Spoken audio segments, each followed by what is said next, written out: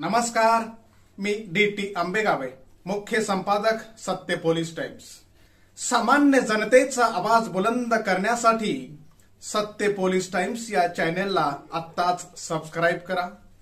ठीक आहे, सर्वांनी माहिती लिहून घ्या। हे काय सांगेल ते नीट लिहून घ्यायचं सर्वांनी। पहिले टायटल लिहून घ्या, एक्झामिनेशन ऑब्लिक परीक्षा। शिक्षकांनी लिहिलं तरी चालेल, म्हणजे लिहा। शिक्षकांनी सुद्धा लिहून घ्या, आपल्या मुलांना तुम्हाला नंतर मार्गदर्शन करता येईल। रेडकर सरांच्या तोंडातून निघणार ती का संतवाणी नाहीये, तुमच्या तोंडातून निघणार ती का संतवाणी आहे। हा, एक्झामिनेशन ऑब्लिक परीक्षा।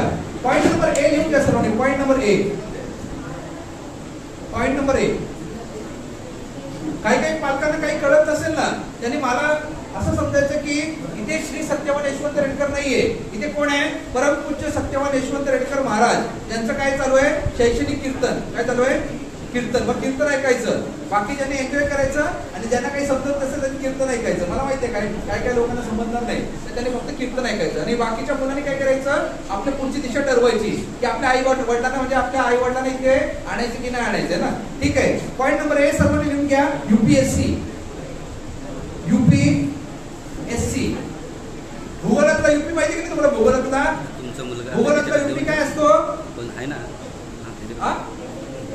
उत्तर। हा, पण हा उत्तर प्रदेश आहे का? नाहीये। हा भूगोलातला ना यूपी आहे, हा करिअर मधला यूपी आहे। फुल फॉर्म लिहून घ्या सर्वांनी, युनियन पब्लिक सर्व्हिस कमिशन।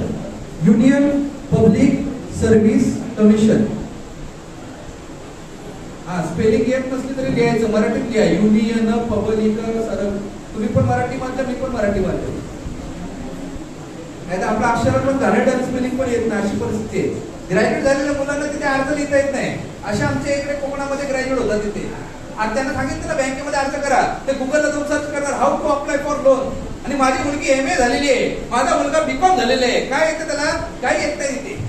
आणि अशी परिस्थिती तिथे आमच्याकडे सगळे ते इंटरनेट वाले झालेले तिथे, स्वतःला काही ड्राफ्टिंग स्किल नथिंग, काही येत नाही। आणि इथे म्हणतात जय जय महाराष्ट्र माझा, मराठी सुद्धा लिहिता येत नाही, मराठीत सुद्धा अर्ज लिहिता येत नाही, अशी परिस्थिती तिथे। हा, युनियन पब्लिक सर्व्हिस कमिशन, याला मराठीत म्हटलं जातं संघ लोकसेवा आयोग। संघ लोकसेवा आयोग। याच्यापुढे ब्रॅकेटमध्ये वेबसाईटचं नाव लिहून घ्या, युनियन पब्लिक सर्व्हिस कमिशन म्हणजे यूपीएससीच्या वेबसाईटचं नाव लिहून घ्या, www.upsc.gov.in, upsc.gov.in। आता याच्या अंडर पॉइंट नंबर 1 लिहून घ्या, रोमन मध्ये। रोमन माहिती की नाही? रोमन असं नाही, रोमन म्हणजे स्मॉल आहे। नाहीतर आपले लोक सायंटिस्ट लोक आहेत। पॉइंट नंबर 1 लिहून घ्या सर्वांनी रोमन मध्ये, civil services exam. Civil services exam. प्रत्येक वर्षी सिव्हिल सर्व्हिसेसचा निकाल लागतो। मागच्या महिन्यामध्ये काहीतरी निकाल वगैरे लागला। रायगडमध्ये किती लोक सिलेक्ट झाली मला माहित नाहीये, पण कोकणातली टक्केवारी खूप कमी असते आणि ही टक्केवारी भविष्यात वाढायला पाहिजे। आता ही सिव्हिल सर्व्हिसेसची परीक्षा असते ना, ती यूपीएससी कंडक्ट करतं। लक्षात घ्या, भविष्यात तुम्हाला कधी कोणी विचारलं की तुम्हाला कोणती परीक्षा द्यायची आहे, तुम्ही बोलता यूपीएससी। यूपीएससी परीक्षेचं नाव नसतं, यूपीएससी एक्झाम कंडक्ट करते, पण परीक्षेचं नाव काय आहे? पहिली जी परीक्षा जी यूपीएससी कंडक्ट करते त्या परीक्षेचं नाव काय आहे? Civil services exam. आता ही सिव्हिल सर्व्हिसेस तुम्ही परीक्षा दिली तर तुम्ही कोणकोणत्या कॅडरमध्ये जाऊ शकतात? ब्रॅकेटमध्ये कॅडरची नावं लिहून घ्या सर्वांनी। IAS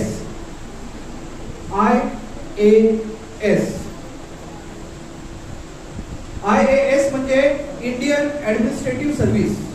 Indian administrative service. जर तुम्ही या कॅडरमध्ये जर आले ना तर तुमच्या इथे एक बॅच येणार, भाप्रसे। इथे तुमच्या पाठीवरती लिहिलं असणार भाप्रसे। भाप्रसे मीन्स व्हॉट? लिहून घ्या, भारतीय प्रशासकीय सेवा। भारतीय प्रशासकीय सेवा। आता जनरली भारतीय प्रशासकीय सेवेमध्ये कोण लोक असतात? कलेक्टर असतात। कोण असतात? जिल्हाधिकारी। मग जिल्हाधिकारी जे होतात ना ते IAS कॅडरमध्ये जातात। पहिला जनरल नॉलेजचा प्रश्न विचारतो, लगेच विद्यार्थ्यांनी हात वरती करायचं, कोणीही बाकीच्यांनी उत्तर द्यायचं नाही। विद्यार्थ्यांसाठी प्रश्न आहे, विद्यार्थी उत्तर देतील, पुटपुट काही करायची गरज नाही तिथे। आमच्या मुलांचं जनरल नॉलेज काय आहे ते तुम्ही पाहून घ्या। पहिला जनरल नॉलेजचा प्रश्न विचारतो है ना, अमिताभ बच्चनचा डायलॉग असतो ना, हे कोई माइकल जो इस सवाल का जवाब दे सके आए, है ना। माइकलला लाली पिवळी हिरवी निळी, हात वरती करा। रायगड जिल्ह्याचे जिल्हाधिकारी कोण आहेत? हात वरती करा। नाव ज्यांना माहित असेल त्यांनी हात वरती करा। ज्यांना नाव माहिती आहे तरी फक्त हात वरती करा, उत्तर मी द्यायला लावतो. वा वा वा, आमचे मावळे पाटचे, हा क्रिकेट मॅच खेळायला जाणारे मावळे, उत्तर द्या. रायगड जिल्ह्याचे जिल्हाधिकारी कोण आहेत? गुगलला सर्च नाही करायचं. हा इथे आमचे मुलगी शिकली, हा प्रगती अधोगती उन्नती जे काय असेल. हा अरे एकच हात वरती आहे, बाकी ज्यांचे काय. तुम्ही जापानला राहतात का? जापानमध्ये राहतात. अरे तुमचा जिल्हा जो चालवतो तो तुम्हाला माहित नाही कोण आहे तिथे? साहेब हे लक्षात ठेवा, आम्ही ज्या जिल्ह्यात राहतो त्या जिल्ह्यात कोण चालवतो, जिल्हाधिकारी कोण आहे आमच्या कोणाला माहित नाही. ठीक आहे. सत्यवान यशवंत रेडकर माहिती आहे का तुम्हाला?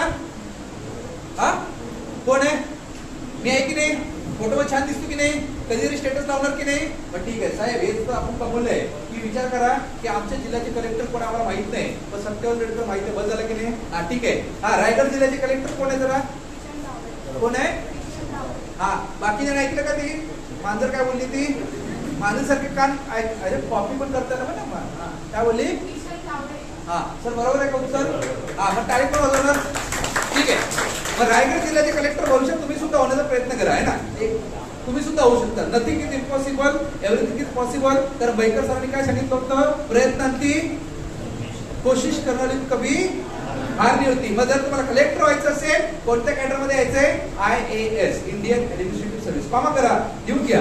IPS, IPS, Indian police service. कोणती सर्व्हिस? Indian police service. तुम्ही जे या सर्व्हिस मध्ये जर तुम्ही आले ना, तुमच्याकडे बिल येईल भापोसे. भापोसे म्हणजे काय? लिहून घ्या, भारतीय पोलीस सेवा. विश्वास नांगरे पाटील माहिती आहेत की नाही? माहित नाही. माहित आहे ना? हा म्हणजे कोणत्या सेवेतले अधिकारी आहेत? भारतीय पोलीस सेवा, IPS ऑफिसर. कॉमा करून लिहून घ्या. IRS, IRS. बाबा याला पुरस्कार दिला का? हे पुरस्कार दिला येतील.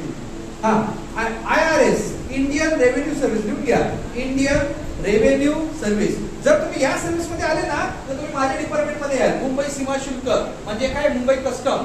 तुम्ही मुंबई सीमा शुल्क मध्ये येऊ शकतात, इन्कम टॅक्स डिपार्टमेंट मध्ये येऊ शकतात.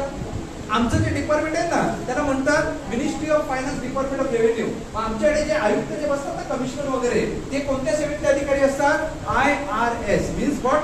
इंडियन रेव्हेन्यू सर्व्हिस, भारतीय राजस्व सेवा. लिहून घ्या सर्वांनी, भारतीय राजस्व सेवा. अशा प्रकारे विविध सेवा असतात, विविध कॅडर असतात. पण तुम्हाला जे कॅडर मिळवायचं असेल ते कोण डिसाइड करतं? Your merit rank will decide की तुम्हाला कोणता कॅडर मिळणार आहे. तुम्हाला तुमचा जर मेरिट रँक चांगला असेल then you will get IS cadre, then after remaining cadre as per your merit rank you will get that cadre. आणि ती परीक्षा कोणती आहे? Civil services exam. आता तुम्हाला सिव्हिल सर्व्हिसेस एक्झाम कलेक्टर व्हायचं, IPS ऑफिसर व्हायचं किंवा जे काही सर्व्हिस म्हणजे सर्व्हिस मध्ये जायचंय, तुम्हाला क्वालिफिकेशन काय पाहिजे? आमच्या मुलांना माहितच नसतं की बाबा याच्यासाठी शिक्षण काय लागतं आणि कधी करायला लागतं. याच्यासाठी अत्यंत सिंपल क्वालिफिकेशन लागतं. सर्वांनी डॅश करून लिहून घ्या, कोणतीही पदवी. कोणतीही पदवी मीन्स एनी डिग्री. आपण जे पर्सेंटेज तरतूद करतो ना कॉलेजमध्ये, की तो सायन्स मध्ये गेला म्हणजे कोण आहे? तो हुशार आहे. कॉमर्स मध्ये गेला म्हणजे तो कोण आहे? ढ आहे. आणि आर्ट्स मध्ये गेला म्हणजे तो कोण आहे?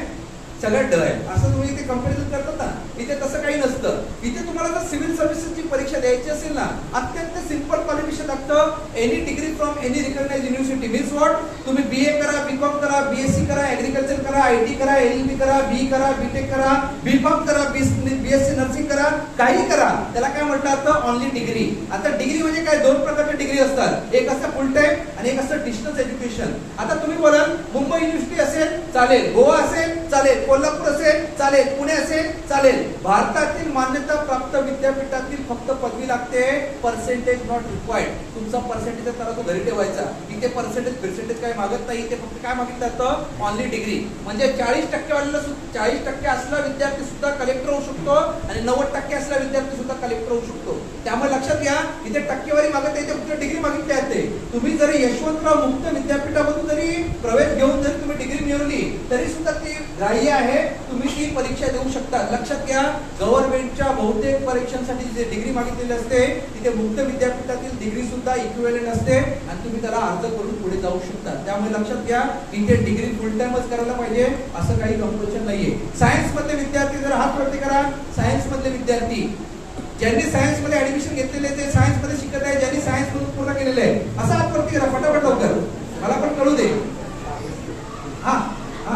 कृपया मोहतरमा हात होता की सायन्स आहे हात वरती करा सगळ्यांनी हात वरती करा सायन्स वाले मला पण पाहू दे सुंदर चेहरे किती आहे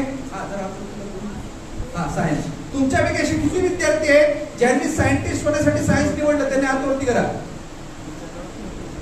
एक पण नाही म्हणजे आमची मुलं सायन्स मध्ये ऍडमिशन का घेतात माझी मुलगी 95% गेली सायन्सला 98% गेली सायन्सला कमी टक्के मिळाले कॉमर्सला त्याच्यापेक्षा कमी टक्के मिळाले कुठे गेले आज 7 ताराचं तुम्ही बनवलेलं आहे आमची मुलं सायंटिस्ट होण्यासाठी सायन्स निवडत जर नसतील तर सायन्स मध्ये फायदा काय घेऊन आता तुम्ही म्हणाल मला इंजिनिअरिंग करायची आहे मला फार्मसी करायची मला अमुक करायचे म्हणून सायन्स निवडलं लक्षात घ्या ट्रेडिशनल कॉन्सेप्टच्या पलीकडे सुद्धा विचार करा की जर तुम्ही सायन्स विषय निवडला ना तर तुम्ही सायंटिस्ट पण होऊ शकता त्यामुळे लक्षात घ्या काहीतरी जगा वेगळा विचार करण्याचा प्रयत्न करा जेणेकरून आपली एक स्वतःची आयडेंटिटी लाईफ मध्ये काहीतरी असायला पाहिजे नाहीतर सगळे करतात मी पण करतोय ती नर्सिंग करते मी पण नर्सिंग तो आयटी करतो मी पण आयटी असं नसायला पाहिजे म्हणून लक्षात ठेवा सिव्हिल सर्व्हिस साठी क्वालिफिकेशन काय पाहिजे फक्त पदवी टक्केवारी मागत नाही परंतु याच्यासाठी वयोमर्यादा असते सगळ्यांनी एज लिमिट लिहून घ्या 21 ते 32 वर्ष गव्हर्नमेंट सेक्टर मध्ये एज लिमिट असतं एकदा एज निघून गेलं तर तुम्ही गव्हर्नमेंट सेक्टरचे कोण होणार सिनियर सिटीजन म्हणजे काय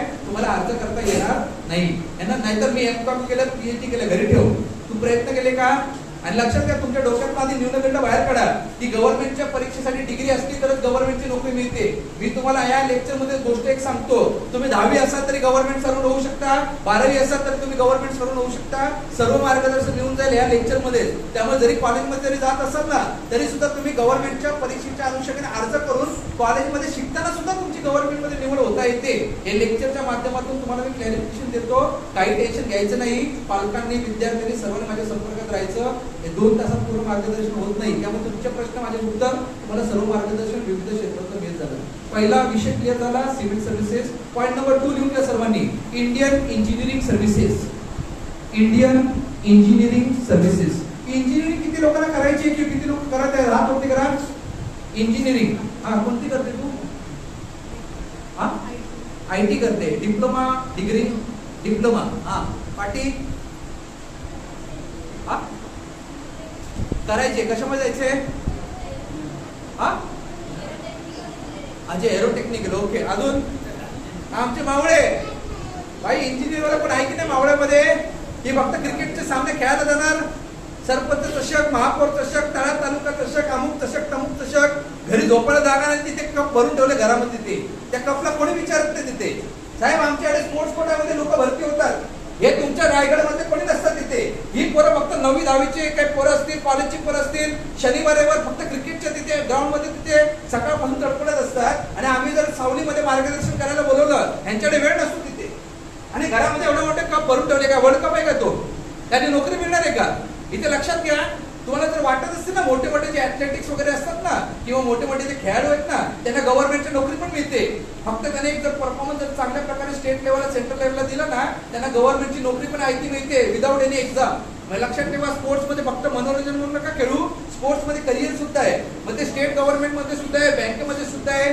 सेंट्रल गव्हर्नमेंट मध्ये सुद्धा आहे रेल्वेमध्ये सर्व ठिकाणी आहे पण आमची मुलं फक्त मनोरंजन म्हणून खेळतात आमची मुलं करिअर म्हणून खेळत नाही क्रिकेटचे सामने आयोजित करा क्रिकेटच्या सामन्यांना प्रोत्साहन द्या आपण लक्षात घ्या त्यात एवढे पण वाहवत जाऊ नका की शनिवार रविवार फक्त क्रिकेट क्रिकेट क्रिकेट क्रिकेट पण त्या क्रिकेट मधला जर तुमचा तिकडे करिअर मधला व्यक्ती नसेल तर त्या क्रिकेटला काय फायदा आहे कबड्डी असेल कोणताही खेळ असेल खेळाचं रूपांतर करिअर मध्ये करण्याचा प्रयत्न करा गव्हर्नमेंट मध्ये करिअर भरपूर आहे ही दुसरी ती तुम्ही परीक्षा लिहिली ना इंडियन इंजिनिअरिंग सर्व्हिसेस याला मराठीमध्ये म्हटलं तर लिहून घ्या भारतीय अभियांत्रिकी सेवा भारतीय अभियांत्रिकी सेवा या सर्व्हिस मध्ये कोण लोक जाऊ शकतात ओनली 3 ट्रेडिशनल कोर्सेस कोणते ब्रॅकेट मध्ये लिहून घ्या civil electrical and mechanical Indian engineering services जी असते ना ती यूपीएससी एक्झाम कंडक्ट करते प्रत्येक वेळेला हे जे इंजिनिअरिंग सर्व्हिसेस मध्ये जे एक्झिक्युटिव्ह इंजिनियर वगैरे होतात ना कार्यपालक अभियंता सर्व बाहेरचे आमच्या कोकणातले कोणी नसतात सिव्हिल सर्व्हिसेस मध्ये सुद्धा बाहेरची लोक येतात इथे सुद्धा बाहेरचे लोक येतात आमची लोक कुठे दिसत नाही तिथे आणि या इंजिनिअरिंग सर्व्हिसेस मध्ये only 3 traditional streams can appear कोणते सिव्हिल इलेक्ट्रिकल अँड मेकॅनिकल पण याच्यासाठी कोणतं क्वालिफिकेशन लागतं डॅश करून समजली आहे डिग्री दोन प्रकारचं इंजिनिअरिंग असतं. Lower qualification that's called diploma and higher qualification that's called degree. आता ही मुलगी जे क्वालिफिकेशन घेते त्याला काय म्हणतात डिप्लोमा, आणि हायर क्वालिफिकेशन जे घेशील त्याला काय म्हणतात डिग्री. तुझ्या नॉलेजसाठी सांगतो, previously I was working IIT Mumbai. हा माझा पहिला गव्हर्नमेंटचा जॉब नाहीये. मी वयाच्या 22व्या वर्षी गव्हर्नमेंट मध्ये लागलो होतो. इंडियन इन्स्टिट्यूट ऑफ टेक्नॉलॉजी मध्ये माझं ऍडमिशन झालं, म्हणजे सॉरी सिलेक्शन झालं होतं. IIT तुला माहिती की नाही, या पुराणा ITIच्या पलीकडे IIT नाही माहिती आहे ना, त्यामुळे ITI डिफरंट आणि IIT डिफरंट. इथे इंजिनियर लोक जातात आणि ITI मध्ये ते तुमचा कोर्स असतो ना, सर्टिफिकेट कोर्स तिथे जातात. IIT मध्ये माझं सिलेक्शन झालं 2010ला. पहिला माझा गव्हर्नमेंट जॉब मिळाला. नंतर मी परीक्षा देत गेलो. नंतर स्टाफ सिलेक्शन कमिशनची परीक्षा दिली आणि माझं सिलेक्शन होऊन मी आता या पदावरती कार्यरत आहे. तुम्हाला नंतर सांगेल, जेव्हा माझा SSCचा पार्ट येईल ना तेव्हा तुम्हाला यशोमधलं सांगेल है ना. मग आता इंडियन इंजिनिअरिंग सर्व्हिसेस मध्ये कोण लोक पात्र असणार, जे सिव्हिल इलेक्ट्रिकल मेकॅनिकल मध्ये डिग्री असणार तेच लोक पात्र असणार. पुढची परीक्षा सर्वांनी लिहून घ्या, Indian forest service. Indian forest service. Forest service मध्ये काय म्हणतात, याला म्हणतात वनसेवा परीक्षा. भारतीय वनसेवा परीक्षा. दोन प्रकारच्या फॉरेस्ट सर्व्हिस असतात, एक असते नॅशनल लेवलची, एक असते स्टेट लेवलची. नॅशनल लेवलला सुद्धा फॉरेस्ट ऑफिसर आमचे लोक नसतात आणि स्टेटला सुद्धा फॉरेस्ट ऑफिसर आमचे लोक नसतात. कारण का, आमचे लोक फॉरेस्ट ऑफिसर कधी असतात माहिती का, शनिवार रविवार 2 दिवस असतात. सांगू तुम्हाला कसे, आमचे लोक सायंटिस्ट असतात. कोण असतात, सायंटिस्ट असतात. एक आमचा विद्यार्थी असतो, तो आपल्या मित्राला घेऊन जातो शनिवार रविवारी. कुठे जातो, फॉरेस्ट मध्ये जातो. आता फॉरेस्ट मध्ये तो काय करायला जातो, तो संशोधन करायला जातो. काय करायला जातो, संशोधन. कशा प्रकारचं, तिथे एक लॅबोरेटरी असते.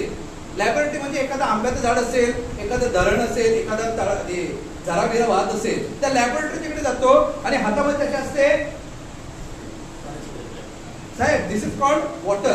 काय असतं, वॉटर. आणि दुसरं एक त्याच्याकडे असतं बॉटल, ती वेगळी बॉटल असते. त्याला रासायन जे वैज्ञानिक भाषेमध्ये त्याला म्हटलं जातं क्वार्टर. काय म्हटलं जातं, क्वार्टर. मग तो काय करतो, संशोधक असतो, तो सायंटिस्ट असतो. तो काय करतो, मित्राबरोबर बसलेला असतो आणि काहीतरी ग्लास घेतो आणि बोलतो पाण्याचं प्रमाण 2 आणि हे एवढं प्रमाण, याला काय म्हणतात पेग. काय म्हणतात, पेग.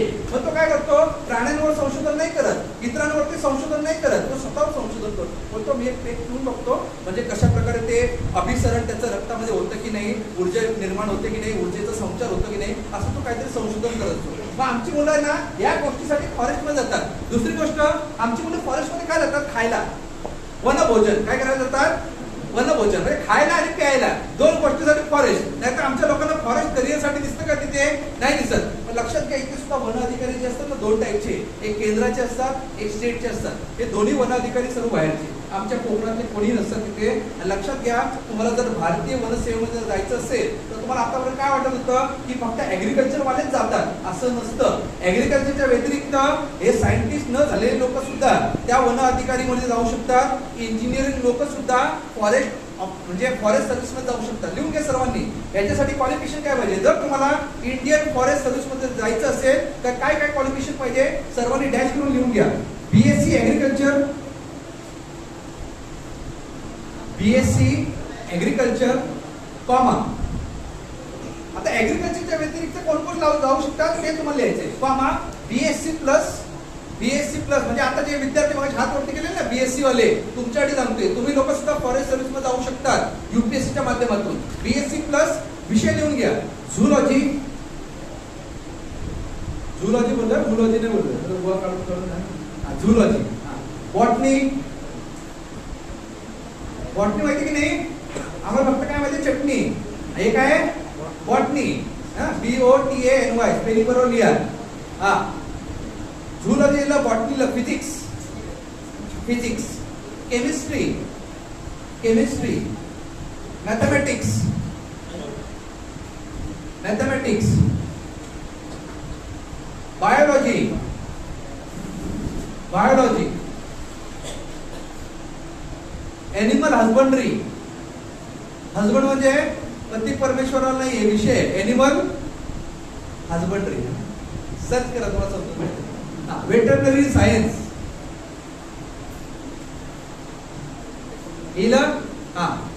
Agriculture engineering. इंजिनिअरिंग तुम्ही फक्त सिव्हिल इलेक्ट्रिकल हे वगैरे, ऍग्रिकल्चर मध्ये सुद्धा असते इंजिनिअरिंग, माहित असते आमच्या लोकांना. ठीक आहे, घेऊन घ्या, कॉमा करा. सिव्हिल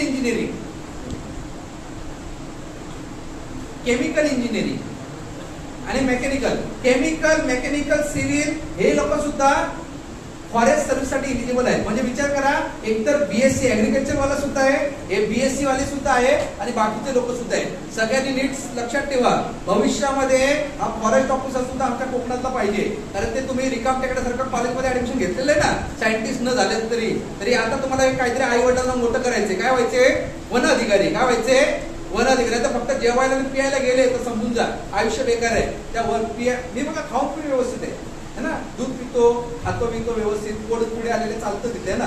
लॉकडाऊन नंतर पोट पुढे पुढे आलेलं तिथे. बायको बोलते व्यायाम करा व्यायाम करा ना, हळू करेल. बायकोचं काहीतरी ऐकायला पाहिजे ना, नाहीतर मी बायकोचं काय ऐकायला बघत नसते ना. समजलं सर्वांना? Indian forest service. पुढची सर्व्हिस लिहून घ्या, कंबाईंड मेडिकल सर्व्हिसेस. किती लोकांना डॉक्टर व्हायचं? डॉक्टर व्हायचंय? हा, अरे वा व्हायचंय. हे आमची पोरं काय कामाची नाही बघा. अरे डॉक्टर पण व्हायचं नाही, काय व्हायचं? काय व्हायचंय तुला? काहीतरी हो. आज रात्री स्वप्न बघ माझं, रेड कसं स्वप्नामध्ये पण येतात रात्र्या.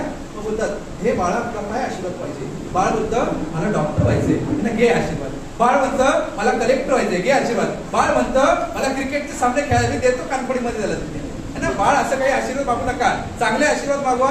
मी तुम्हाला ते आशीर्वाद देत राहिले ना, द्यायला काय देतं आम्हाला तिथे है ना. बाकीचे आशीर्वाद मी देत नाही तर काय ते अष्टपुत्र वगैरे मी असं काय आशीर्वाद देत नाही. चांगले शैक्षणिक आशीर्वाद देतो की काहीतरी लाईफ मध्ये करा आणि आपल्या आई वडिलांना मोठं करा. कंबाईंड मेडिकल सर्व्हिसेस लिहून घ्या सर्वांनी. Combined medical services. भारत सरकारमध्ये ना मिनिस्ट्री ऑफ हेल्थ असतं आणि त्याच्यामध्ये डिव्हिजनल मेडिकल ऑफिसर म्हणून लोक सिलेक्ट होतात. डिव्हिजनल मेडिकल ऑफिसर म्हणून लोक सिलेक्ट होतात. आमच्या कोकणात एक पण नसतो. कारण का? ही आमची मुलगी जर हिला मार्गदर्शन मिळालं नसतं ना, ही पण डॉक्टर झाली असती आणि तळ्यामध्ये तिथे एमबीएस होऊन एक दवाखाना खोलला असता किंवा एखाद्या हॉस्पिटलमधून काम केलं असतं है ना. त्याच्या पलीकडे काही केलं नसतं. लक्षात घे, तुझ्यासाठी एक सर्व्हिस आहे, भारत सरकारची सर्व्हिस असते, that's called combined medical services असते. आणि इथे डिव्हिजनल मेडिकल जे ऑफिसर असतात ना, ते या परीक्षेद्वारे येतात युपीएससीच्या आणि याला क्वालिफिकेशन लागतं. सर्वांनी लिहून घ्या, एमबीबीएस. MBBS. नेक्स्ट एक्झाम, पुढची परीक्षा. पुढची जी परीक्षा आहे ना त्याला म्हणतात डिफेन्स सेक्टर. तुम्हाला युपीएससीच्या माध्यमातून डिफेन्स मध्ये जाता येतं. मी तुम्हाला आधीच सांगितलं होतं की ग्रॅज्युएशन होण्याच्या अगोदर सुद्धा तुम्ही गव्हर्नमेंट सेक्टर मध्ये येऊ शकता. त्यातलं एक उदाहरण आहे, डिफेन्स मध्ये जाण्यासाठी युपीएससीची एक परीक्षा असते. मध्यंतरी एक निकाल लागला होता, आपल्या पुण्याची मुलगी ती युपीएससीच्या या परीक्षेमध्ये तिची निवड झाली आणि ती काहीतरी पहिली वगैरे आली. पण त्या मुलीमध्ये आमची मुलगी कोणी नव्हती. तर आमच्या मुली कुठे असतात? माझी मुलगी बीकॉम झालेली आहे, माझी मुलगी एमएससी झाली आहे. काय करते? आज रविवारचा कार्यक्रम आहे, घरी कोंबडी चिकन बनवलेलं आहे आणि भांडी धुते विमबार घेऊन. अरे देशसेवेसाठी सुद्धा जाण्याचा प्रयत्न करा. आधी देशसेवेसाठी फक्त मुलं जात होती, आता मुलीला सुद्धा संधी दिली गेली. आणि युपीएससीच्या माध्यमातून एक परीक्षा आहे ज्याच्यामध्ये मुलांना सुद्धा जाता येतं, मुलींना सुद्धा जाता येतं, ग्रॅज्युएशन होण्याच्या अगोदर कॉलेजमध्ये शिकत असताना सुद्धा. आणि त्या परीक्षेचं नाव सर्वांनी लिहून घ्या, NDA. NDA, national defence academy. NDA, national defence academy. आणि या एनडीए परीक्षेसाठी वयोमर्यादा अत्यंत कमी असते, खूप कमी असते एनडीए साठी. ती सर्वांनी लिहून घ्या, 16.5 ते 19.5. 16.5 years up to 19.5 years. 16.5 ते 19.5. एनडीएच्या माध्यमातून तुम्हाला दोन प्रकारे जाता येतं. एक आमचे सायंटिस्ट न झालेले मुलं सुद्धा जाऊ शकतात आणि एक माझ्यासारखे गरीब लोक कॉमर्स आणि आर्ट्स मध्ये ते पण जाऊ शकतात एनडीएच्या माध्यमातून डिफेन्स मध्ये. तर आपल्याला दोन माध्यमातून जे जाता येतं ना एनडीएच्या माध्यमातून, तर पहिलं माध्यम सर्वांनी लिहून घ्या, पॉईंट नंबर ए, स्मॉल मध्ये लिहा. Point number A, air force and navy. तुम्हाला एनडीएच्या माध्यमातून एअरफोर्स आणि नेव्ही मध्ये जाता येतं. कोणाला जाता येतं? हे हुशार मुलांना जाता येतं. लिहून घ्या हुशार मुलांनी. HSC science, HSC science with PCM. ज्या विद्यार्थ्यांना विज्ञान शाखेमध्ये PCM, physics chemistry mathematics combination आहे, तेच विद्यार्थी एअरफोर्स नेव्ही मध्ये जाऊ शकतात. बाकी माझ्यासारखे जे गरीब आहेत आर्ट्स आणि कॉमर्स वाले ते कुठे जाणार? डिफेन्स मध्येच जाणार. पण ते एअरफोर्स नेव्ही मध्ये नाही जाऊ शकत. ते कुठे जाऊ शकतात? पॉईंट नंबर बी सर्वांनी लिहून घ्या, आर्मी. आपण सर्व कुठे इलिजिबल आहोत? आर्मी. आपल्या काय करायचं? आर्मी असेल, एअरफोर्स असेल, नेव्ही असेल, आपल्या डिफेन्स मध्ये जाण्याची मतलब आहे ना. नाहीतर बाकीच्यांना आर्मी मध्ये किंवा एअरफोर्स किंवा नेव्ही मध्ये जायचं असेल त्यांना काय असतं? सायन्स स्ट्रीम मध्ये PCM कॉम्बिनेशन असावं लागतं, अदरवाईज त्यांना आर्मी मध्ये जाता येतं ना. पण 12वीच्या बेसिस वरती आता काय असतं? 12th स्टँडर्ड लिहून घ्या, क्वालिफिकेशन 12वी, 12th स्टँडर्ड HSC. हा, त्याच्या त्याच्या कनेक्टेड एक अजून एक परीक्षा असते ज्याच्या माध्यमातून तुम्हाला डिफेन्स मध्ये जाता येतं, पण आफ्टर ग्रॅज्युएशन. कधी? ग्रॅज्युएशनच्या नंतर. म्हणजे काही कारणास्तव तुम्हाला एनडीए देता आली नाही, तुमची संधी हुकली, पण तुम्हाला दुसरी एक संधी असते डिफेन्स मध्ये जाण्यासाठी. त्या परीक्षेचं सर्वांनी नाव लिहून घ्या, CDS. CDS, combined defence service. Combined defence service. आणि याच्यासाठी क्वालिफिकेशन काय लागतं? डिग्री. डॅश करून लिहा, डिग्री. म्हणजे तुम्हाला दोन माध्यम आहेत, एनडीए 12च्या बेसिस वरती, सीडीएस ग्रॅज्युएशनच्या बेसिस वरती. समजलं सर्वांना कुठले? ठीक आहे. खाली एक महत्वपूर्ण नोट लिहून घ्या, टिप्पणी लिहून घ्या ब्रॅकेट मध्ये.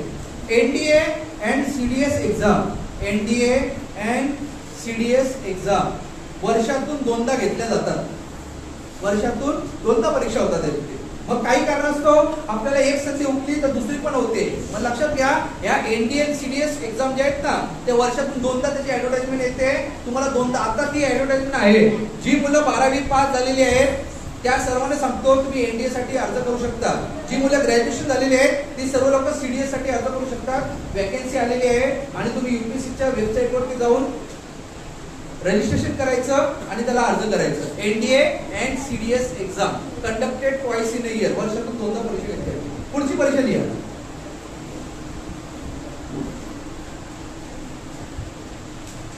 Assistant commandant.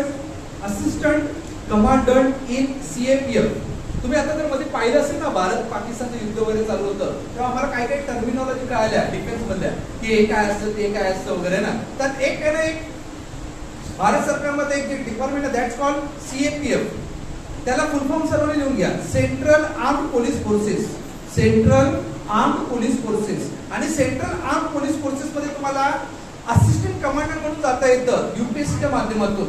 आणि सेंट्रल आर्म्ड पोलीस फोर्सेसला मराठीमध्ये काय म्हणतात लिहून घ्या सर्वांनी, केंद्रीय सशस्त्र पोलीस दल. केंद्रीय सशस्त्र पोलीस दल. तुम्हाला केंद्रीय सशस्त्र पोलीस दलामध्ये असिस्टंट कमांडंट म्हणून जाता येतं. क्वालिफिकेशन काय पाहिजे? डिग्री. क्वालिफिकेशन काय पाहिजे? डिग्री. हा, याच्या व्यतिरिक्त जे एवढे टीचर वगैरे आहेत ना, त्या सर्वांनी नीट ऐकून घ्या. एक भारत सरकारची एक सेवा असते, आमच्या लोकांना माहितच नसतं, टीचिंग मध्ये लोकांना अजिबात माहित नसतं. एक सर्व्हिस असते, तुम्हाला फक्त कलेक्टर म्हणजे पेड परीक्षा माहिती आहे, पण अजून एक सर्व्हिस असते जी तुमच्या टीचरला, असिस्टंट प्रोफेसर वगैरे फॅकल्टी वगैरे असतात ना, त्यांना सुद्धा देता येते. पण आम्हाला लॅक ऑफ नॉलेजमुळे आम्हाला ही गोष्ट कळत नाही. त्या सर्व्हिसचं सर्वांनी नाव लिहून घ्या, Indian economic services. Indian economic services oblique Indian statistical services. Indian economic services oblique Indian statistical services. ही सुद्धा भारत सरकारची एक सेवा असते, त्याला म्हणतात इंडियन इकॉनॉमिक सर्व्हिसेस. इथे कोण लोक पात्र असतात? ज्यांना ग्रॅज्युएशन किंवा मास्टर डिग्री मध्ये इकॉनॉमिक्स विषय असेल ती लोक या सर्व्हिस मध्ये जाऊ शकतात. दुसरी जी सर्व्हिस आहे that's called Indian statistical services. आता तुम्ही ऐकलंय ना, एक आता 2027 पासून एक भारत सरकारचा एक उपक्रम चालू होणार आहे, दॅट्स कॉल्ड सेन्सस. काय? भारतीय जनगणना है ना. जी जनगणना जी होणार ना त्याला म्हणतात स्टॅटिस्टिक. म्हणजे तुमची लोकसंख्येचा जो आलेख काय आहे, मग ते स्टॅटिस्टिक डिपार्टमेंट मध्ये सुद्धा एक सर्व्हिस असते, that's called Indian statistical services. जी मुलं सायन्स स्ट्रीम मध्ये शिकतात ना त्यांना मॅथमॅटिक्स आणि स्टॅटिस्टिक विषय असतो, तर तुम्हाला सुद्धा या सर्व्हिस मध्ये जाता येतं. That's called Indian statistical services. Qualification सर्वांनी लिहून घ्या, ग्रॅज्युएशन और मास्टर डिग्री. ग्रॅज्युएशन और मास्टर डिग्री विथ इकॉनॉमिक्स और स्टॅटिस्टिक. ग्रॅज्युएशन और मास्टर डिग्री विथ इकॉनॉमिक्स और स्टॅटिस्टिक. अशा प्रकारे आपला point number A UPSC central government संपला. पॉइंट नंबर बी लिहून घ्या सर्वांनी, SSC. SSC staff selection commission. माझी सिलेक्शन स्टाफ सिलेक्शन कमिशन सुरू झालं. पॉइंट नंबर बी एसएससी स्टाफ सिलेक्शन कमिशन. याला मराठीत म्हटलं कर्मचारी निवड आयोग किंवा चयन आयोग. कर्मचारी निवड आयोग किंवा चयन आयोग. याच्या वेबसाईटचं नाव सर्वांनी लिहून घ्या, ssc.nic.in. ssc.nic.in. जी मुलं ग्रॅज्युएशन झाले त्यांनी नीट लक्षात ठेवा. आता मी जी पहिली परीक्षा सांगणार आहे ना, ही ऍडव्हर्टाइजमेंट आलेली आहे. जी मुलं ग्रॅज्युएशन झालेली आहे त्या सर्वांचे अर्ज तुम्ही भरण्याचा प्रयत्न करा. तुम्हाला काय करायचं की तळा तालुक्यातल्या काही काही गावांची तुम्ही वाटणी करून घ्या. त्या गावातल्या युवकांचा डेटा बनवा की हा व्यक्ती कोणत्या घरातला आहे, क्वालिफिकेशन काय केलंय, आणि त्याला अपडेट करत जा. एक एक्सेल शीट मेंटेन करा. प्रत्येक गावातल्या लोकांनी आपापली एक एक्सेल शीट मेंटेन मेंटेन करा. प्रत्येक शिक्षकाने आपल्या माजी विद्यार्थ्यांचं एक्सेल शीट बनवण्यासाठी प्रयत्न करा. तुमच्या शाळेतून विद्यार्थी जरी बाहेर पडतो तुम्ही तिथे लक्ष द्यायला बघत नाही. लक्षात घ्या, या पोराकडे लक्ष देणं जास्त गरजेचं आहे की तो आज सध्या काय करतो है ना. लक्षात घ्या, तुम्ही असं एक्सेल शीट मेंटेन करा की विद्यार्थी त्याचं क्वालिफिकेशन काय, एज काय, तुम्हाला ते कॅटेगराईज करून त्याच्या विद्यार्थ्यांना त्याच्या फ्लो मध्ये आणता येईल. आणि स्टाफ सिलेक्शन कमिशनच्या माध्यमातून तुम्हाला सेंट्रल गव्हर्नमेंटचा जॉब मिळतो, परमनंट जॉब असतो, तिथे तुम्हाला जाता येतं. त्यातली पहिली परीक्षा आहे आणि ती ऍडव्हर्टाइजमेंट आता आलेली आहे. सर्वांनी पॉइंट नंबर 1 लिहून घ्या. CGL exam. CGL एक्झाम या परीक्षेचा फुल फॉर्म लिहून घ्या सर्वांनी. Combined graduate level. Combined graduate level. आणि याच्यासाठी क्वालिफिकेशन काय मागितलं जातं, डॅश करून सर्वांनी लिहा. Any degree. एनी डिग्री म्हणजे कोणताही विद्यार्थी अर्ज करू शकतो. आणि याच्यासाठी वयोमर्यादा असते, एज लिमिट. सर्वांनी एज लिमिट लिहून घ्या. 18 ते 30 वर्ष. 18 ते 30 वर्ष. आता माझ्याकडे लक्ष द्या, मी तुम्हाला सांगतो. मध्यंतरी तुम्ही ऐकलं असेल, आपले अरविंद सावंत होते ना, त्यांनी एक मुद्दा उचललेला होता की इन्कम टॅक्स मध्ये कितीतरी 3000 रुपये पदं भरली आणि आमच्या महाराष्ट्रात एक नव्हते. ही परीक्षा कोणती, हीच परीक्षा. त्यांना माहित नसेल तर ती परीक्षा हीच आहे. जर लक्षात घ्या, तुम्हाला जर इन्कम टॅक्स मध्ये यायचं असेल ना किंवा कस्टम डिपार्टमेंट जर यायचं असेल ना, ही परीक्षा तुम्हाला द्यावी लागेल. सांगतो तुम्हाला ही परीक्षा तुम्ही कोणकोणत्या पदांवर जाऊ शकता. फॉर एक्झाम्पल, तुम्ही पोलीस स्टेशन मध्ये इन्स्पेक्टर बघतात ना, ते महाराष्ट्र गव्हर्नमेंटचे इन्स्पेक्टर असतात. पण लक्षात घ्या, तुम्हाला जर कस्टम इन्स्पेक्टर व्हायचं असेल, इन्कम टॅक्स इन्स्पेक्टर व्हायचं असेल, असिस्टंट सेक्शन ऑफिसर व्हायचं असेल, टॅक्स असिस्टंट व्हायचं असेल, अपर डिव्हिजन क्लर्क व्हायचं असेल, प्रिव्हेंटिव्ह ऑफिसर व्हायचं असेल, कॉमर्सचे विद्यार्थी, तुम्हाला सुद्धा एक गोष्ट सांगतो, तुम्हाला जर ऑडिटर व्हायचं असेल, अकाउंटंट व्हायचं असेल भारत सरकारच्या सेवेमध्ये, तर तुम्हाला ही परीक्षा द्यावी लागते. सगळ्यांना एकच कॉमन एक्झाम असते, that's called combined graduate level exam. CGL म्हटलं जातं. आणि हे ऍडव्हर्टाइजमेंट आता आलेली आहे. जास्तीत जास्त जे विद्यार्थी आहेत त्यांना अवेअरनेस करा. माझ्या टेलिग्राम चॅनलला ती मी ऍडव्हर्टाइजमेंट पाठवली. कोणती एक्झाम, CGL. आणि लक्षात घ्या, चांगला पगार आहे. आता 7वा वेतन आयोगानुसार जवळपास 55-60,000 रुपये स्टार्टिंग पेमेंट मिळतो. आता 8वा वेतन आयोगानंतर तो विचार करा 80-90,000 पगार जाणार. पण लक्षात घ्या, इथे तुम्हाला कोणताही एक्सपिरियन्स नसताना सुद्धा तुम्हाला इथे नोकरी मिळवता येते, फक्त ग्रॅज्युएशनच्या बेसिसवरती. परंतु अत्यंत लाजिरवाणी गोष्ट आहे की आमच्या कोकणातला एकही विद्यार्थी या परीक्षेद्वारे सेंट्रल गव्हर्नमेंटच्या ठिकाणी. मी कस्टममध्ये कामाला आहेत ना, माझ्याकडे जर तुम्ही पाट्या पाहिल्या ना, आमच्या महाराष्ट्रातल्या किंवा कोकणातल्या पाट्या दिसत नाही. मग आमचे विद्यार्थी कुठे गेले, कॉमर्स मधले विद्यार्थी जर हात वरती करा, कॉमर्स मधले. मग सायन्स वाल्यांची जरी मजा घेतली ना, कॉमर्स वाले जर हात वरती करा, बघू ते मला सुंदर चेहरे. कॉमर्स एकटाच आहे का, अरे रे एकटाच गरीब. जरा मला सांगा की मी जो तुम्हाला बोललो ना की तुम्हाला भारत सरकारच्या सेवेत जाता येतं अकाउंटंट ऑडिटर म्हणून, त्या डिपार्टमेंटचं नाव आहे कॅग. CAG. कॅगचा फुल फॉर्म माहिती तुम्हाला, कॅग कितवीला आहे तो आता, 11वीला. ठीक आहे, कच्चा लिंबू पाटी. कॅग CAG फुल फॉर्म माहितीये का, कॅग. तुम्हाला भारत सरकारच्या कॅग डिपार्टमेंटला जाता येतं. CAG मध्ये अकाउंटंट किंवा ऑडिटर म्हणून. कॅग काय छोटं मोठं डिपार्टमेंट नाहीये, भारत सरकारचं department, control of audit and general. आणि इथे लक्षात घ्या, इथे जे मुलं जातात ना सर्व बाहेरची, मग आमची कॉमर्स झालेली मुलं कुठे गेली, एकतरी असतात का तिथे कॅग मध्ये, कोणी नसतं तिथे. मग विचार करा, इथे आमचा ऍडमिनिस्ट्रेटिव्ह होल्ड नाहीये. म्हणून आमचं मायबाप फाउंडेशन किंवा तिमिरातून एकच संकल्प आहे की आमची मुलं प्रशासकीय सेवेत पाहिजेत. कारण का, we must have that administrative power. आपल्या हातामध्ये ती प्रशासकीय सत्ता आली तरच आपल्या तालुक्याचा, गावाचा किंवा जिल्ह्याचा किंवा आपल्या कोकणाचा विकास व्हायला मदत होईल. अदरवाईज आम्ही काही करू शकत नाही. तुम्ही जर कलेक्टर झाले ना आणि एखादी सही केली, कोणी घरातून बाहेर पडू शकत नाही. पडणार का बाहेर, कोणी धबधब्यावर जाऊ शकत नाही. पडणार का तिथे, नाहीतर तुम्हाला काय भेटणार, महाप्रसाद भेटतो की नाही तिथे गेल्यावरती. लक्षात घ्या, एका सहीला व्हॅल्यू असते. तहसीलदार सुद्धा सही करतात, नायब तहसीलदार सुद्धा सही करतात, जातीचा दाखला वगैरे देतात, त्या सहीला व्हॅल्यू असते की नाही. लक्षात घ्या, प्रत्येक सहीला व्हॅल्यू असते. आणि सहीला व्हॅल्यू येण्यासाठी एकच सेक्टर आहे, दॅट्स कॉल्ड ऍडमिनिस्ट्रेटिव्ह सेक्टर किंवा गव्हर्नमेंटचं सेक्टर आहे. आणि इथे तुम्ही येण्याचा प्रयत्न करा. मग पहिली परीक्षा तुम्ही लिहिली, CGL, स्टार मार्क करा. ऍक्टिव्ह ऍडव्हर्टाइजमेंट आहे. जी मुलं ग्रॅज्युएशन झालेली असतील तुमच्या कुटुंबात, त्यांना सांगा की या परीक्षेला जास्तीत जास्त लोकांनी अर्ज करा. दुसरी परीक्षा लिहून घ्या. Point number 2, CHSL.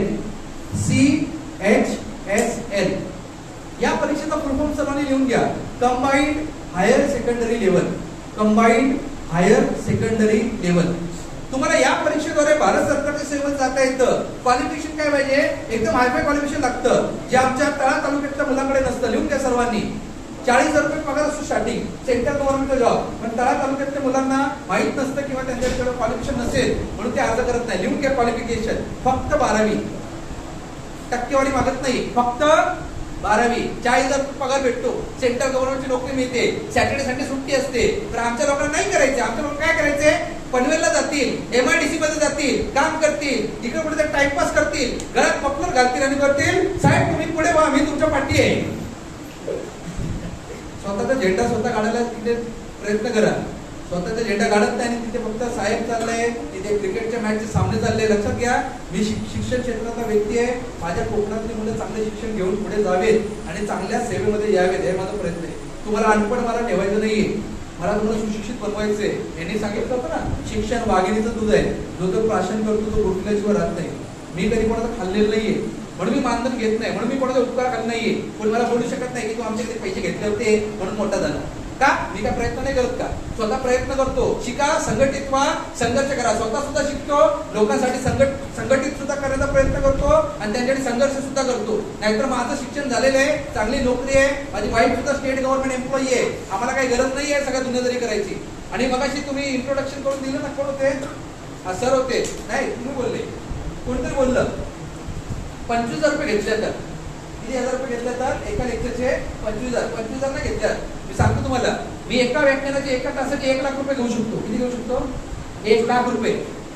1 लाख रुपये तुम्हाला महिन्याला इन्कम नाही भेटणार. मी एका दिवसाचे एका तासाचे 1 लाख रुपये घेऊ शकतो. का घेऊ शकतो?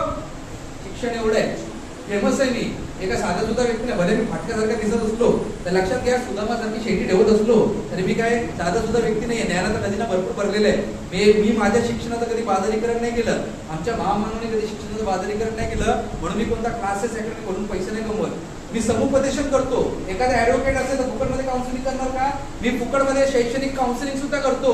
मी क्लासेस अकॅडमी करून पैसे नाही कमवले, मी लेक्चरचे पैसे कमवत नाहीये. लक्षात घ्या की आम्ही पैसे कमवण्यासाठी नाही केलेले आहे. आम्हाला एवढंच आहे की लोकांच्या माध्यमातून जे काही आमची मुलं सिलेक्ट झाल्यानंतर आम्हाला काय आशीर्वाद मिळतील ना, ती आमची संपत्ती असेल. That's for our asset. आणि ते ॲसेट करून करण्याचा प्रयत्न करतो. लक्षात घ्या, रेडकर भविष्यामध्ये जिवंत असला नसला ना तरी लोक आठवण करतील की कोणतरी असं आमच्या कोकणातला हिरा होऊन गेला, की तो काहीतरी जगासाठी करून गेला. अशी आपली ओळख पाहिजे. ह्याचा तो बरा झाला मेरा भ्रष्टाचारी होता असं कोणी आपल्या पाठून बोलायला पाहिजे. लक्षात घ्या, मी जरी कस्टममध्ये जरी कामाला असलो ना तरी 1 रुपया कधी कोणाला घेतला नाही, 1 रुपया कधी कोणाला दिलेलं नाही. मी गव्हर्नमेंटची नोकरी काय पैसे कमवण्यासाठी नाही आलो, सॅलरी भेटते मी समाधानी आहे. मी कोणत्या करोडपती बापाचा मुलगा नाहीये, मी किती मोठ्या श्रीमंत बापाचा मुलगा ना, तुम्हाला मी लेक्चर मध्ये सांगतो गोष्ट. भले मी तुम्हाला इथे चेहऱ्यावरून थोडा बघितल्यानंतर असं वाटत असेल की हा पाणीपुरी सारखा गोलमुखा दिसणारा श्रीमंत बापाचा मुलगा कुठून आला. तो श्रीमंत बापाचा मुलगा काल महाराष्ट्र राज्याची ती परिवहन महामंडळ आहे त्यात बसून आला होता. तिथे टप टप टप टप करते ते. यांना लक्षात घ्या की मी कोणत्या श्रीमंत बापाचा मुलगा तुम्हाला सांगतो. मी एवढ्या मोठ्या श्रीमंत बापाचा मुलगा आहे ना, मी मुंबईमध्ये कुर्ल्यासारख्या झोपडपट्टीमध्ये 10x10च्या रूम मध्ये मी राहत होतो. 10x10 रूम एवढा असतो, अर्धा हॉल अर्धा किचन, माझं एवढंच घर होतं. मी एवढ्या घरामध्ये राहिलेल्या श्रीमंत बापाचा राजकुमार आहे. मी एवढ्या मोठ्या श्रीमंत बापाचा मुलगा होतो ना, शाळेमधून घरी परतल्यानंतर माझ्या आई हातामध्ये ताट ठेवायची. मी तिथे चाळीमध्ये जाऊन मुलींच्या केसांची क्लिप, कानातले इयरिंग्स आणि गळ्यातल्या माळा विकायला जायचो की कोणीतरी माझी क्लिप विकत घ्या, कोणीतरी माझी इयरिंग्स विकत घ्या. तुम्ही तो बाजार पाहता ना, बाजार, त्या बाजारामध्ये रेड सारखी काळी आहे ना, खाली वर्तमानपत्र टाकून ते ताट घेऊन बसायचे मुलींची केस विकायला, केसांची क्लिप विकायला. मी एवढा मोठा श्रीमंत बाबाचा मुलगा आहे. मी कॉलेजमध्ये असताना सुद्धा मला काय ऐकता मिळालं नाही तिथे. कॉलेजमधून सुद्धा घरी आल्यानंतर मोठ्या मोठ्या श्रीमंत लोकांच्या पार्टीमध्ये जायचो, हातामध्ये माझ्या ताट असायचं, ज्यूस प्लीज, वॉटर प्लीज. एकेकाळी मी वेटर म्हणून सुद्धा काम केलंय. रेस्टॉरंटमध्ये जेव्हा कामाला जायचो ना, मोठ्या मोठ्या रेस्टॉरंटमध्ये, तर ते श्रीमंत लोक थोडं खाऊन आहे ना बाकीचं ते ताटामध्ये फेकून द्यायचे. मला ते वाईट वाटायचं की सारा फेकू कसं. तर त्याने खाल्लेलं जे असायचं ना, मी तेवढं डस्टबिन मध्ये टाकायचो, उरलेलं मी खाऊन घ्यायचो किचन मध्ये जाऊन. एवढा मोठा श्रीमंत बाबाचा मी एवढा मोठा श्रीमंत बाबाचा मुलगा आहे ना की मी 10वी पर्यंत माझ्या वडिलांच्या मित्राच्या मुलाचे वापरलेले कपडे नवीन म्हणून घातले. मी एवढा मोठा श्रीमंत बाबाचा मुलगा आहे. लक्षात घ्या, मी आतापर्यंत माझ्याकडे कोणत्या काही करोडची संपत्ती वगैरे नाहीये. तुम्हीच विचार करा, मी 1 लाख रुपये एका लेक्चरने घेतले असते, आज 341 लेक्चर देतोय, 3 करोड 3.5 करोड असेच कमवले असते लेक्चरचे. काउन्सिलिंगचे पैसे जर अजून घेतले असते तर अजून कमवले असते. क्लासेस अकॅडमीचे जर पैसे घेतले असते तर अजून कमवले असते. पण मी तेवढा श्रीमंत नाहीये. कारण का माहितीये का की आज विचार करा की मी जरी पैसे जरी आकारत नसलो ना, माझा सिंधुदुर्ग जिल्ह्यामध्ये जरी 7-12 जरी असला, आज मी माझ्या कर्तृत्वातून लोकांच्या हृदयामध्ये मी माझा 7-12 निर्माण केलेला आहे. आणि मी जरी जिवंत जरी नसतो ना भविष्यामध्ये आधी लोक आठवण काढतील कोणतरी आमच्याकडे होऊन गेला असं चांगला व्यक्तिमत्व ज्याने काहीतरी शिक्षण क्षेत्रामध्ये काहीतरी केलं. त्यांना स्वतःपुरती मर्यादित नाही राहायचं. माझ्यासारखे तुम्ही सुद्धा अधिकारी झाले तर इतरांचा सुद्धा विचार करा. खूप लोकांना मार्गदर्शनाची गरज आहे.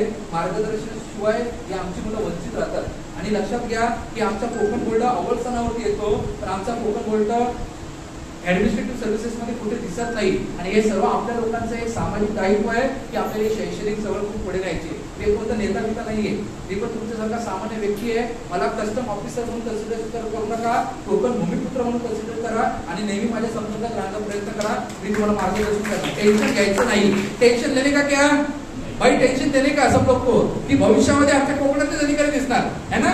त्यामुळे आपण पण हम किसी से कम नहीं है, हम भी कुछ तो करके दिखाएंगे. समजलं सर्वांना. तिसरी परीक्षा सर्वांनी लिहून घ्या. हा, दुसऱ्या परीक्षेसाठी क्वालिफिकेशन काय मागितलं होतं? 12वी. पण दुसऱ्या परीक्षेसाठी वय मर्यादा असं लिहून घ्या सर्वांनी. 18 ते 27 वर्ष. 18 ते 27 वर्ष. ही दुसरी जर तुम्ही परीक्षा दिली ना तर तुम्ही कोणकोणत्या पदांमध्ये जाऊ शकता फक्त तुम्ही ऐकून घ्या. तुम्ही ज्युनियर सेक्रेटरी असिस्टंट होऊ शकतात, तुम्ही पोस्टल असिस्टंट होऊ शकतात, तुम्ही सॉर्टिंग असिस्टंट होऊ शकतात, तुम्ही लोअर डिव्हिजन क्लर्क होऊ शकतात, तुम्ही डेटा एंट्री ऑपरेटर होऊ शकतात. भारत सरकारची पदं असतात. सेंट्रल गव्हर्नमेंटचा जॉब असतो, परमनंट नोकरी असते. त्यामुळे जास्तीत जास्त लोकांनी 18 वर्ष पूर्ण झाल्यानंतर जेव्हा तुमचं 12वी वगैरे असेल, भले तुम्ही कॉलेजमध्ये जात असला तरी सुद्धा अर्ज करत राहायला पाहिजे. समजलं सर्वांना. तिसरी परीक्षा सर्वांनी लिहून घ्या. MTS multi tasking staff. Multi tasking staff. या परीक्षेद्वारे तुम्हाला केंद्र शासनामध्ये जाता येतं. परमनंट नोकरी असते, 30,000 रुपये पेमेंट असतो. स्टार्टिंग पेमेंट 30,000 रुपये वगैरे आहे आणि केंद्र शासनाची नोकरी असते. आणि याच्यासाठी जे हायफाय क्वालिफिकेशन लागतं ना, ते हायफाय क्वालिफिकेशन सर्वांनी लिहून घ्या. जाताना मेडिकल स्टोअर मधून एक तुम्हाला वस्तू विकत घ्यायची, आयोडेक्सची बॉटल घ्यायची. तर तुम्हाला कधी चक्कर आहे ना, डोकं दुखायला लागणार की बाबा हे काय होतं आम्हाला माहितच नव्हतं ना. लक्षात घ्या, गव्हर्नमेंट जॉब साठी आहे ना 12वी तर लागते, पण गव्हर्नमेंट जॉब 30,000 ची नोकरी जी मिळते ना MTS, याच्यासाठी एकदम सिंपल क्वालिफिकेशन लागतं. लिहून घ्या. 10वी 10th स्टँडर्ड. आमच्या मुलांना काय माहित नाही. माझी मुलगी कुठे चालली? कॉलेजमध्ये चालली, प्रियांका चोप्रा म्हणून. माझा मुलगा कुठे चालला? कॉलेजमध्ये चालला. अहो, कॉलेजमध्ये असताना सुद्धा तुमची मुलं परीक्षा देऊ शकतात. कॉलेजमध्ये असताना सुद्धा तुमची मुलं सिलेक्ट होऊ शकतात. तुमच्या घरामध्ये कधी कलेक्टर जन्माला आला नाही, सोडून देतो विषय. भविष्यामध्ये यायला पाहिजे. तिथे मार्गदर्शन करायला आहे की नाही तिथे? मार्गदर्शन जर नाही मिळालं तर बोला. लक्षात घ्या, तुम्हाला मी एक गोष्ट अजून सुद्धा सांगतो. जे खरोखर अभ्यास करणारे जे मुलं असतील तर भविष्यामध्ये तुम्हाला कॉम्पिटिटिव्ह एक्झाम मध्ये स्पर्धा परीक्षेची पुस्तकं जी असतील ना ती सुद्धा आम्ही फुकटमध्ये देऊ तुम्हाला. म्हणजे लक्षात घ्या, फक्त तुम्ही त्याचा वापर करून घ्या. आम्ही फुकटामध्ये द्यायला सगळ्या गोष्टी तयार आहोत. फक्त तुमचं डेडिकेशन पाहिजे. ते सुद्धा तुमच्या आई वडिलांसाठी, आमच्यासाठी नाही पाहिजे. आम्ही तुम्हाला सगळं देण्याचा प्रयत्न करू. फक्त तुम्ही डेडिकेशन ठेवा. कधीतरी मी मुंबई वगैरे कुठे असेल, माझ्याकडे काही पुस्तकांचा लॉट आला तर मी तुम्हाला देण्याचा प्रयत्न करेन. मी जे बोलतो ते करतो. माझ्या ऑफिसमध्ये जे मला भेटायला येतात ना त्यांना सुद्धा मी एक 2 पुस्तक वाटत असतो की आम्हाला कधी भेटलं नाही, तुम्ही घ्या. कारण का मी कधी कोणतं श्रीमंत बापाचा मुलगा कधी नव्हतो. माझ्यासाठी गव्हर्नमेंट सर्वंट साहेब कोण होते माहिती का? झोपडपट्टीवर राहत होतो ना. तुम्ही साफसफाई कर्मचारी आहे, माझ्यासाठी गव्हर्नमेंट सर्वंट. तुम्ही BHT मध्ये ड्रायव्हर कंडक्टर आहे, माझ्यासाठी गव्हर्नमेंट सर्वंट. आम्ही कधी कलेक्टर पाहिलेच नाही हो साहेब. आम्ही कधी मोठे मोठे व्यक्ती पाहिलेच नाही. आमचे स्वप्नच तेवढे होते. पण आज आमचे स्वप्न बघा इथपर्यंत पुढे घेऊन आले. आज मी फक्त सिंधुदुर्ग जिल्ह्यापुरती मर्यादित नाही राहिलो. मी फक्त माझ्या ऑफिस पुरती मर्यादित नाही राहिलो. आज ऑफिस मधून बाहेर पडल्यानंतर सुद्धा 4 माणसं मला ओळखतात. रेल्वे स्टेशनवरती, ST स्टँडवरती कुठे गेलं तर लोक मला ओळखतात. ही मी कमावलेली काहीतरी आहे गोष्ट. नाहीतर फक्त घ्यायचं, 58 वर्ष 60 वर्षाचं रिटायर व्हायचं, कोण त्याला कुत्र ओळखत नसतं. तसं नाही पाहिजे. आपण समाजाचं देणं लागतो आणि आपण समाजाचं देणं फेडायचं. मी या माध्यमातून मी समाजाचं देणं फेडण्याचा प्रयत्न करतो. त्यामुळे कधी पैशाच्या मागे पडत नाही. समजलं सर्वांना. या MTS परीक्षेसाठी वयोमर्यादा असते, सर्वांनी लिहून घ्या, 18 ते 25 वर्ष. आणि जे मुलं 18 वर्ष पूर्ण झालेले विद्यार्थी आजवरती करा. 18 वर्ष पूर्ण झालेले, हे बाबा कच्चा लिंबू आहेत का? 18 वर्ष पूर्ण झालेले. 18 ते 25 मध्ये कोण कोण मोडत आहे का? सगळे लहान आहेत का अजून? सगळे लहान आहेत. ठीक आहे. 18 ते 25 वर्ष झाले असेल ना, एक वॅकन्सी आलेली आहे. लिहून घ्या सर्वांनी त्या वॅकन्सीचं नाव. Staff selection commission selection post. Staff selection commission selection post एक वॅकन्सी आलेली आहे. 10वी 12वी किंवा ग्रॅज्युएशन असेल ना तर तुम्ही ती परीक्षा देऊ शकता. खूप वॅकन्सी आहे. आणि लक्षात घ्या, आपण आहे ना वेस्टर्न डिझाईन मध्ये मोडतो. कशामध्ये? WR वेस्टर्न डिझाईन म्हणजे पश्चिम क्षेत्रामध्ये मोडतो. मग आपल्या ते स्टाफ सिलेक्शन कमिशनचा जो एरिया आहे तो कोणता आहे? पश्चिम क्षेत्र. म्हणजे गुजरात वगैरे आपला जो एरिया आहे ना, आपलं क्षेत्र कोणतं आहे? पश्चिम क्षेत्र. नेहमी लक्षात ठेवा, स्टाफ सिलेक्शन कमिशनची सरळ सेवा भरती असेल तर आपण कोणत्या क्षेत्रात मोडतो? पश्चिम क्षेत्र. आणि वेस्टर्न रिजन मध्ये जेवढ्या काही वेकेन्सी येतात तिथे तुम्ही ट्राय करायला पाहिजे. 10वीच्या बेसिसवरती सुद्धा अर्ज करता येतो, 12वीच्या बेसिसवरती सुद्धा अर्ज करता येतो, ग्रॅज्युएशनच्या बेसिसवरती सुद्धा अर्ज करता येतो. Any degree. समजला? पुढची परीक्षा सर्वांनी लिहून घ्या. Junior engineer exam. जसं केंद्रामध्ये एक्झिक्युटिव्ह इंजिनियर होतात ना अभियांत्रिकी सेवेमधून, तसे सेंट्रल गव्हर्नमेंट मध्ये ज्युनियर इंजिनियर म्हणजे कनिष्ठ अभियंता म्हणून सिलेक्शन होत आहे. तुमच्याकडे कुठलं डिपार्टमेंट आहे मला माहित नाही, पण CPWD डिपार्टमेंट असेल ना सेंट्रलचं, सेंट्रल पब्लिक वर्क डिपार्टमेंट, तिथे तुम्ही कधी जा आणि त्या ज्युनियर इंजिनियर विचारा, साहेब तुम्ही कुठून आलात? साहेब बोलेल मी राजस्थान से आया हूँ, मी हरियाणा, मी गुजरात, मी तिथे वेस्ट बेंगॉल. आमच्या कोकणातली कोणी नसतात तिथे. लक्षात घ्या की आमची मुलं एक्झिक्युटिव्ह इंजिनियर पण नाही झाली, आमची मुलं ज्युनियर इंजिनियर पण नाही होते. आणि ज्युनियर इंजिनियर साठी क्वालिफिकेशन जे लागतं ना ते तुम्हाला मी सांगतो. या एक्झाम मध्ये कोण लोक इलिजिबल आहेत? Only 3 traditional streams. ब्रॅकेटमध्ये लिहून घ्या, सिव्हिल, इलेक्ट्रिकल अँड मेकॅनिकल. आता कॉम्प्युटर सायन्स मध्ये डिप्लोमा वाले मला शिवाय लागणार तर मला तुम्ही नावच घेत नाही. Civil, electrical and mechanical. पण इथे क्वालिफिकेशन काय लागतं? डॅश करून लिहा, मिनिमम डिप्लोमा. म्हणजे ही मुली काय आता जिकडून क्वालिफिकेशन घेते ना त्याला म्हणतात पॉलिटेक्निक. मग ही तू काय करते? डिप्लोमा. त्यानंतर ती काय करणार? Complete degree. लक्षात घ्या या परीक्षेसाठी क्वालिफिकेशन काय लागतं? Minimum diploma. समजलं सर्वांना? पुढची परीक्षा लिहून घ्या सर्वांनी. पोलीस भरतीसाठी किती लोकांना जायचं? हात वरती करा. 1. बाकी जर का चोर व्हायचे का? पोलीस चोर व्हायचे. ठीक आहे, पोलीस भरती जायचे की नाही? हा, कोणता पोलीस बनायचं तुला?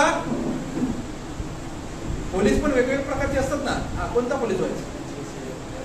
हा हा IPS. IPS साठी कोणती एक्झाम तुला द्यायची आहे?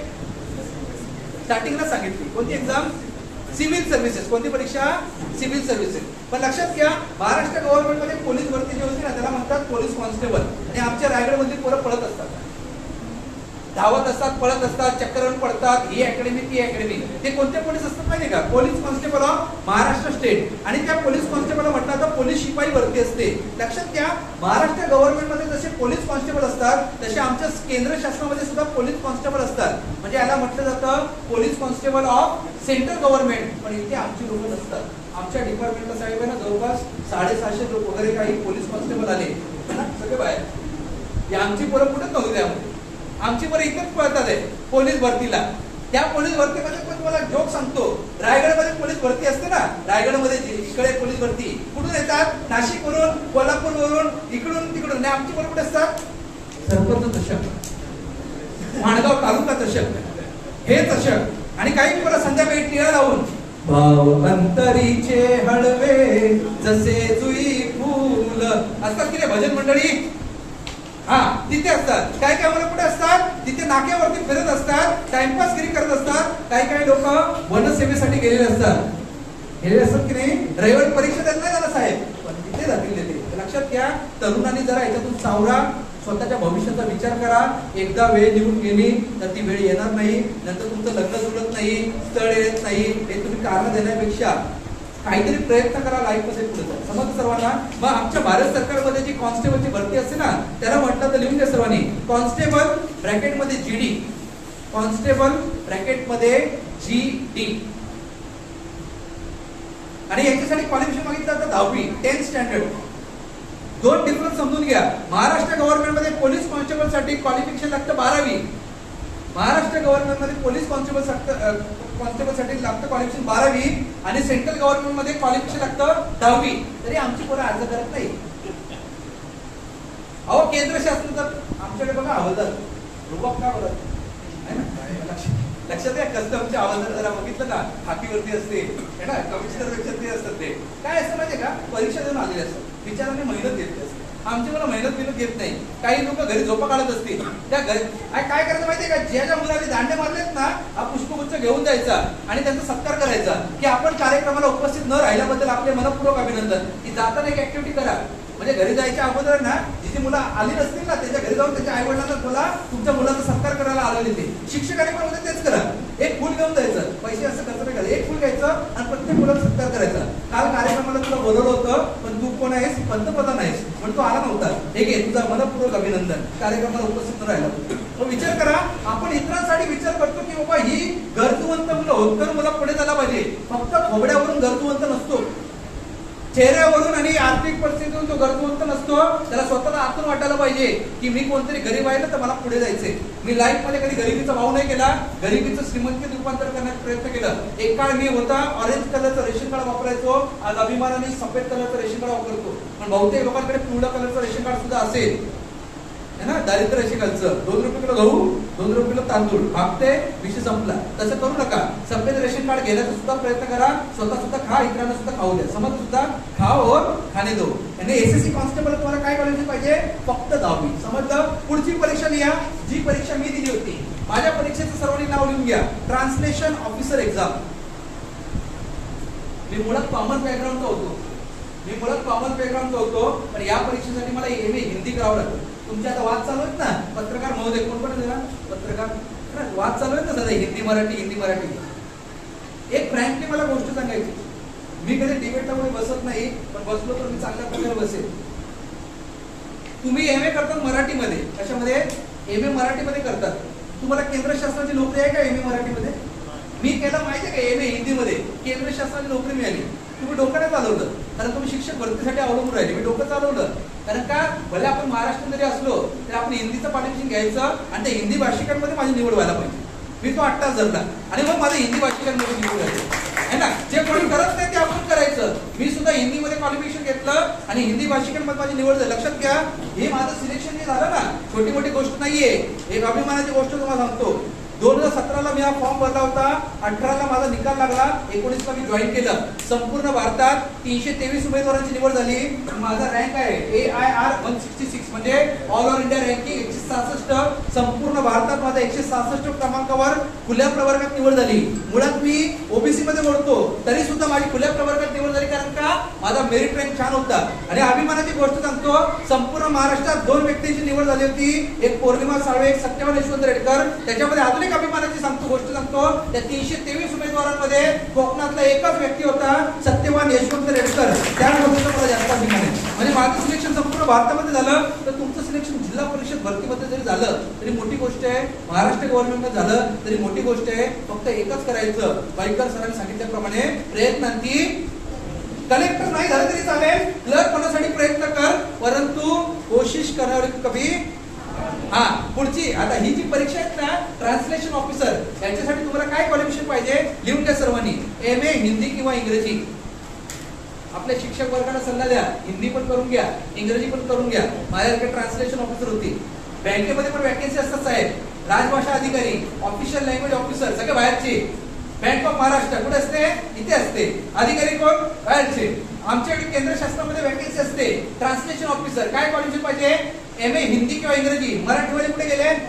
शिक्षक भरतीची वाट पाहत असतात. म्हणून कधी आहे ना, तुम्ही सुद्धा सामूहिक निवेदन द्या की जसं ना लँग्वेज शिकणं काय हे नाहीये, पण लँग्वेज मध्ये करिअर हे आताची गोष्ट नाही साहेब, हे तर कधीपासून भरती होते. पण मी डोकं चालवलं त्याच्यामध्ये, कारण काय माहिती का, की कुठे तर माझ्या आईने काहीतरी चांगलं काहीतरी पुराण बिराण वाचलं असेल की माझा म्हणजे काहीतरी दिव्य प्रतापी मुलगा होईल तिथे. डोकं चालवलं, शिक्षण घेतलं आणि मी डोकं चालवलं, शिकत गेलो. मला वाटलं पण एवढं मी तिथे शिक्षण घेणार. लक्षात घ्या, ही जी तुम्ही मार्कशीट पाहतात ना साहेब, ही डुप्लिकेट मार्कशीट आहे. डुप्लिकेट म्हणजे मी याची दुय्यम प्रत घेतली शाळेमध्ये. माझ्या बापाला पण माहित नव्हतं की आपला पोरगा लाईफ मध्ये काहीतरी करेल. माझ्या बापाने एक मार्कशीट फाडली होती. खूप मार खाल्ला मी त्या दिवशी. भरपूर मला कुदवला बापाने, या बिलकुल आपण त्या बिलकुल आपण नाटणं धोपटणं सगळ्यांनी मारलं. माझ्या बापाला माहित होतं एवढा मोठा शिकेल. माझ्या वडिलांनी मार्कशीट फाडली होती. मी महाराष्ट्रातला एकमेव व्यक्ती आहे ज्याने आपल्या मुख्याध्यापकांना अर्ज केला की कृपया नापास झालेल्या मार्कशीट मला दुय्यम प्रत देण्यात यावी. नशीब ते रेकॉर्ड होता आणि मला त्या शिक्षकाने मार्कशीट देऊन टाकली मला. आणि मी मार्कशीट काय ठेवलेली, पहिला नंबर आला म्हणून ठेवली होती, पण नापास झालेली मार्कशीट माझ्या बापाने फाडली होती. मी पण फेकून टाकली होती कचऱ्यात. आधी कचऱ्यात नाही, हा माझ्या लाईफमध्ये टर्निंग पॉईंट आहे. म्हणून लक्षात घ्या, लाईफ मध्ये कधी डिमोटिवेट होऊ नका. कधीही डिमोटिवेट झाला, रेडकर सरांना कॉन्टॅक्ट करायला, काही टेन्शन घ्यायचं नाही, है ना. मी आहे, जिधर कोई नहीं उधर रेडकर सर. समझ जाने का, आगे बढ़ने का ना, जिंदगी में आगे बढ़ते रहो, माँ बाप का नाम रोशन करते रहो. पुढची परीक्षा सर्वांनी लिहून घ्या. स्टेनोग्राफर. किती लोकांना माहिती आहे स्टेनोग्राफर काय असतं? हात वरती करा पटपट. स्टेनोग्राफर माहितीये का? नाही माहित. माझ्याकडे साहेब एक मुलगी आली स्मृती कुमारी म्हणून. आता स्मृती कुमारी बोलत तर रायगडमध्ये नव्हती. स्मृती कुमारी कुठून आली? युपीवरून आली. लक्षात घ्या, ती मुलगी माझ्याकडे स्टेनो म्हणून आली. पगार किती माहिती तिला? स्टार्टिंग पेमेंट जवळपास 45 ते 50,000 रुपये पेमेंट. शिक्षण किती? 12वी. किती? आपल्या 12वीच्या बेसिसवरती 50-50,000 रुपये पगार देणार का तुम्हाला? पण ती स्टेनोग्राफर म्हणून आली आणि तेवढा पगार घेईल. लक्षात घ्या, स्टेनोग्राफर साधी सुधी गोष्ट नाहीये. तुम्ही जे लिहिता ना स्पेलिंग, मल्टी टास्किंग स्टाफ, ती तशी स्पेलिंग न लिहित. त्या स्टेनोग्राफी एक असते, लिपी असते. लिहून घ्या सर्वांनी. स्टेनोग्राफर व्हायचं असेल तर तुम्हाला काय शिकायची आहे? स्टेनोग्राफी. स्टेनोग्राफीचे सर्टिफिकेट असतात 60, 80, 100 आणि 120. 120 जर तुम्ही मिळवलं तर तुम्ही हायर ग्रेड स्टेनोग्राफर होऊ शकतात. मोठे मोठे तुम्ही मंत्रालयामध्ये पीए वगैरे पाहतात ना, किंवा जे काही सचिव लेवलला पण गेलेले असतात ना, त्यांनी सुद्धा स्टेनोग्राफी केली असते आणि त्यांना महिन्याला सॅलरी असते more than 1 लाख रुपीज. किती असते? more than 1 lakh rupees. आणि तुमच्या रेशन कार्डवरती किती असतं? पिवळ्या रेशन कार्डवरती 40,000 रुपये वार्षिक उत्पन्न आणि इथे महिन्याला 1 लाख रुपयापेक्षा जास्त पगार मिळतो. लक्षात घ्या, लाईफ मध्ये काहीतरी करायचा प्रयत्न करा. स्टेनोग्राफर जर तुम्ही झाला, केंद्र शासनात जाऊ शकतात, राज्य शासनात जाऊ शकतात, कोर्टामध्ये जाऊ शकतात. जज असतात, जज, त्याच्या खाली एक व्यक्ती टाईप करत असतो, एक व्यक्ती लिहित असतो. जो लिहितो ना तो तुमच्याकडे स्पेलिंग न लिहित, तो लिपीमध्ये लिहितो. त्याला काय म्हणतात? स्टेनोग्राफी. काय म्हणतात? स्टेनोग्राफी. भारत सरकारमध्ये हिंदी आणि इंग्लिश चालतं आणि महाराष्ट्रामध्ये मराठी आणि इंग्रजी चालतं. स्टेनोग्राफी जास्तीत जास्त लोकांनी शिकून घ्या. इथे तुमच्या इथे क्लासेस किती आहेत मला माहित नाहीये, पण मुंबईमध्ये ठाण्यामध्ये चांगल्या प्रकारे क्लासेस आहेत. तुम्ही स्टेनोग्राफी लावून स्टेनोग्राफर होऊ शकता. क्वालिफिकेशन काय पाहिजे स्टेनोग्राफरसाठी? Minimum 12th standard. लिहून घ्या, मिनिमम 12वी. ठीक आहे. पुढची परीक्षा लिहून घ्या. Sub inspector in Delhi police. तुम्हाला दिल्ली पोलीस मध्ये सब इन्स्पेक्टर म्हणून जाता येतं. भरपूर लोकांना माहित नसतं की आम्हाला सुद्धा सब इन्स्पेक्टर महाराष्ट्र गव्हर्नमेंटच्या पलीकडे कुठे जाता येतं. इन्स्पेक्टर म्हणून कस्टम डिपार्टमेंट जाता येतं. कोणती परीक्षा? सीजीएल. तसं तुम्हाला दिल्ली पोलीस मध्ये सुद्धा जाता येतं. कोणती परीक्षा आहे? Sub inspector in Delhi police. Qualification सगळ्यांनी लिहून घ्या, डिग्री. सामान्य जनतेचा बुलंद आवाज, सत्य पोलीस टाइम्स.